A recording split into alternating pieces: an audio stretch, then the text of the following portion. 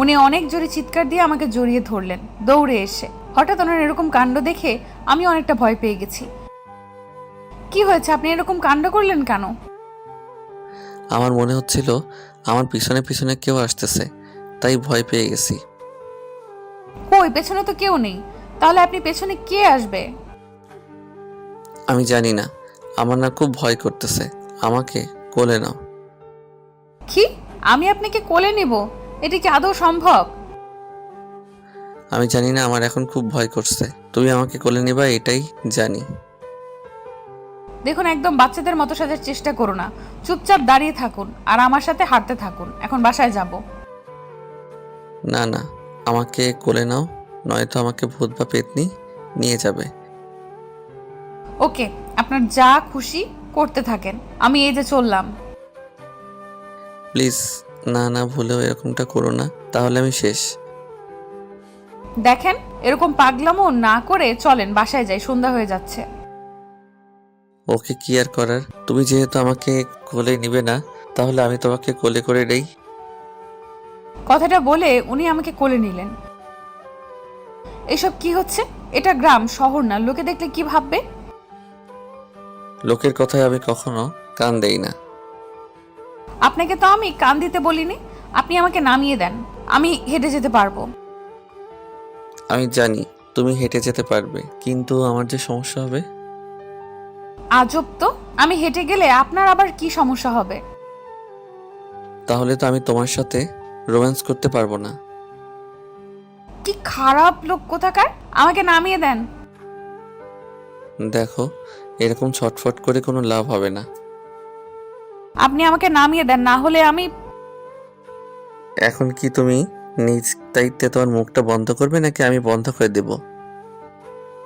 মানে? ওকে, দেখাচ্ছি। তারপর উনি ওনার ঠোঁট দুটো আমার ঠোঁটে ডুবিয়ে দিলেন। আমি আর কোনো কথা বলতে পারতেছি না, আমি শুধু ছটফট করে যাচ্ছি, আর এদিকে উনি আমাকে কিস করেই যাচ্ছে। আমি আমার হাত দিয়ে ওনার বুকে উড়াধুরা পেটাতেই লাগলাম। না, গন্ডার হাতে বিড়াল ইঁদুর কোথাকার! আমিও সুযোগ পেলে অত্যাচার শুরু করে দেব তোর। এখন না হয় আমি তোর কাছে বন্দি, কিন্তু যখন মুক্ত হব তখন তোকে দেখে নেব। আমার ঠোঁটের 12টা বাজিয়ে দিল রে। এখনো ছেড়ে দেওয়ার নামই নিচ্ছে না। কি পাজি লোক! আমার ঠোঁটে কি এমন আছে এতক্ষণ ধরে থাকা লাগে? উফ, আমি তো কথাই বলতে পারতেছি না যে বলবো এখন ছেড়ে দেন না। উফ, আর কোনো উপায় না পেয়ে অনেক জোরে জোরে ছটফট করতে লাগলাম। আর কিছুক্ষণ যদি এইভাবে ধরে ধরে থাকে তো আমি শ্বাসকষ্ট রোগে মারা যাব। এতক্ষণ কেউ কিস করে? আমি আবার বাধ্য হয়ে ওনার ঠোঁটে ইচ্ছে করে কামড় বসিয়ে দিলাম। আমার এরকম কাণ্ড দেখে উনি খুব দ্রুত আমার ঠোঁট ছেড়ে দিয়ে আমার দিকে কেমন জানি মায়াবী চোখে তাকিয়ে আছে। আমি তো চোখের দিকে তাকিয়ে অবাক চোখে শুধু এখন আমাকে কাছে পাওয়ার নেশা দেখতে পাচ্ছি। আমি এক হাত দিয়ে ওনার গলা জড়িয়ে ধরে আর অন্য হাত দিয়ে হাত ধরে আছি, আর উনি আমার অপলক দৃষ্টিতে তাকিয়ে আছে। এই যে মিস্টার, এটা কি আপনার বেডরুম পাইছেন নাকি? আমার কথা শুনে উনি হকচকিয়ে উঠলেন। তার মন উনি এতক্ষণ একটা ঘোরের মধ্যে ছিলেন। এইটা আমার বেডরুম পাইছি মানে? আপনি আমাকে যেভাবে কাছে পেতে চাইতেছেন তাই বললাম। এটি কি আপনার বেডরুম? আসলে থাক, আর বাহানা করতে হবে না। এখন আমাকে কোলে করেই বাসা থেকে যেতে হবে, আর আমি নামতেছি না। কি বড় ভাই, এত বড় একটা আটার বস্তা আমি কোলে করে বাসায় নিয়ে যেতে পারবো? আমার ইচ্ছে করতেছে আপনাকে এখন পানিগুলোতে চুবিয়ে মেরে ফেলতে। বদমাইশ লোক কোথাকার! আমি আবার কি করলাম? আপনি কি কোনো কিছু করতে পারেন? আপনি তো অনেক ভালো। এখন আমি যেটা বলতেছি সেটাই করেন। আচ্ছা, তবে আমার একটা কথা আছে। কি কথা? তুমি আমাকে মনে মনে এত গালি দাও কেন? তার থেকে তো প্রকাশ্যে দিতে পারো। হে আল্লাহ, এই বজ্জাত কিভাবে বুঝতে পারলো যে আমি তাকে মনে মনে গালি দেই? কি হলো, কি ভাবছেন? কচু। কচু কি এমন জিনিস যা তিনি আপনি ভাবতেছেন? একটু দ্রুত চলতে থাকেন, রাত হয়ে যাচ্ছে, বাসায় টেনশন করবে। আমাকে কি মানুষ মনে হয় না যেভাবে বলতেছো? আচ্ছা, আপনি কি নিজে নিজে স্বীকার করতে চাচ্ছেন যে আপনি মানুষ না? আপনার সাথে আজাইরা কথা বলার আমার সময় নেই। তারপর উনি আমাকে কোলে করে বাসায় নিয়ে আসলো। বাসায় আসার পর আমার দিকে তাকিয়ে দেখে পুরো লাল হয়ে গেছে। তারপর দুজনেই রুমের ভেতরে চলে গেলাম। যান, তাড়াতাড়ি ফ্রেশ হয়ে নেন, ডিনার করতে হবে। চলো একসাথে ফ্রেশ হয়ে আসি। আমাকে কি পাগল পাইছেন? আপনার সাথে যাব ফ্রেশ হইতে, গিয়ে বিপদে পড়বো আবার?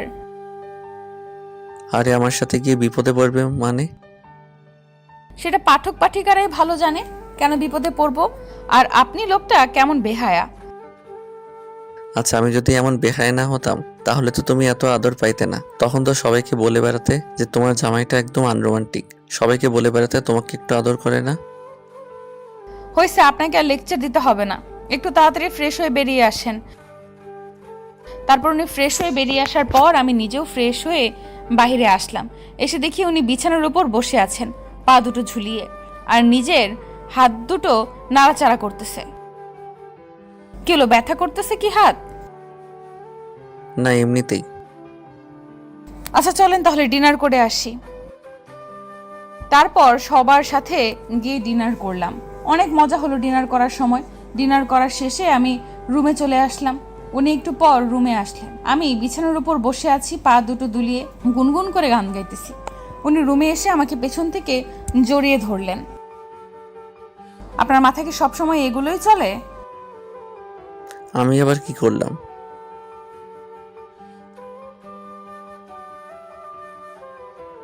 যেতে পারি, তবে একটা শর্তে। আচ্ছা বলো, কি শর্ত? আমি সব শর্তে রাজি। আচ্ছা আগে বাইরে যাই, গিয়ে বসি, তারপর বলবো।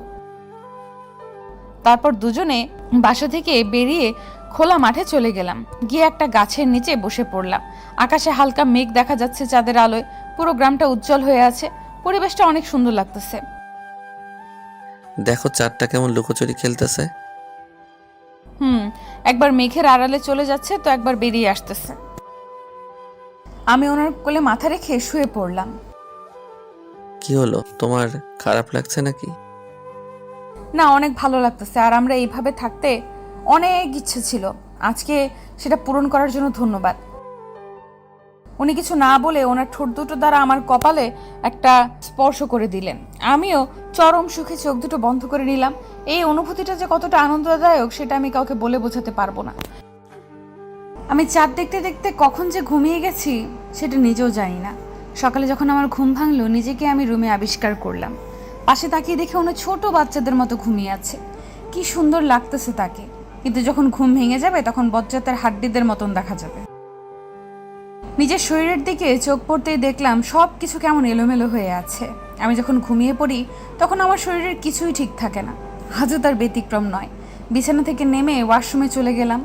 গোসল করে টাওয়েল দিয়ে শরীর ঢেকে নিয়ে বাইরে আসলাম। এসে দেখি এখনো কি শুয়ে আছে। আর এখন একটু মাথায় দুষ্টু বুদ্ধি চলে আসলো। আমি তার কাছে চলে গেলাম আর আমার ভেজা চুলগুলো ওনার মুখের উপর ছেড়ে দিলাম। আমি ঘুমিয়ে আছি, হঠাৎ করে মনে হলো আমার মুখে বৃষ্টি পড়তেছে। কিন্তু আমার যতটুকু মনে পড়ে আমি তো রুমের ভিতরে আছি। তাহলে এটা কিভাবে সম্ভব? তাই আর দেরি না করে তাড়াতাড়ি চোখ দুটো খুলে আমি যেটা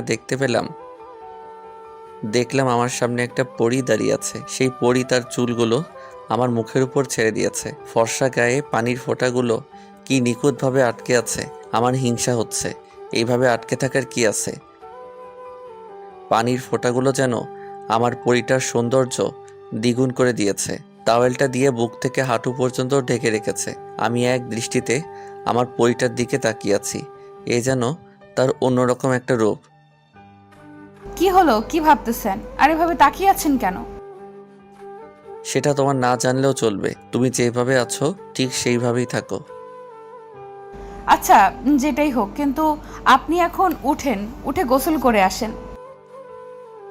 কি বলো? এই ঠান্ডায় আমি গোসল করতে পারবো না, পরে গোসল করব।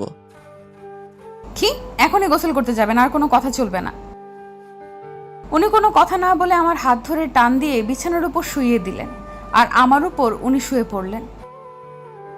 এটা কি হলো? যা হয়েছে অনেক ভালো হয়েছে। আপনার মতন আলুর বস্তার ওজন কি আমি নিতে পারি? এটা কি আদৌ সম্ভব? এখন নিজের মুখটা বন্ধ করো আর আমার রোম্যান্সের ব্যাঘাত ঘটার চেষ্টাও করবে না। এই না না প্লিজ, আমি মাত্র গোসল করে বেরিয়ে আসলাম, আমি গোসল করবো না প্লিজ। আমি কি বলছিলাম যে আমাকে রেখে তুমি গোসল করে আসো? আপনাকে বললে তো আরো মহা বিপদে পড়তাম, তাই না বলে চলে গেছি। এখন দেখতেছি তার চেয়েও বড় বিপদ। এখন চুপচাপ থাকো। ওনার কথাগুলো কেমন জানি ভারী ভারী লাগতেছে। উনি নিঃশ্বাস অনেক জোরে জোরে নিচ্ছেন। উনি আস্তে আস্তে ওনার ঠোঁট দুটো আমার ঠোঁটের কাছে নিয়ে আসতে লাগলেন। আমার বুকের ভেতর কেউ হয়তো হাতুড়ি দিয়ে পেটাচ্ছে। আমার নিঃশ্বাসটা অনেক ভারী হয়ে আসতেছে, আমি নিঃশ্বাস নিতে পারতেছি না।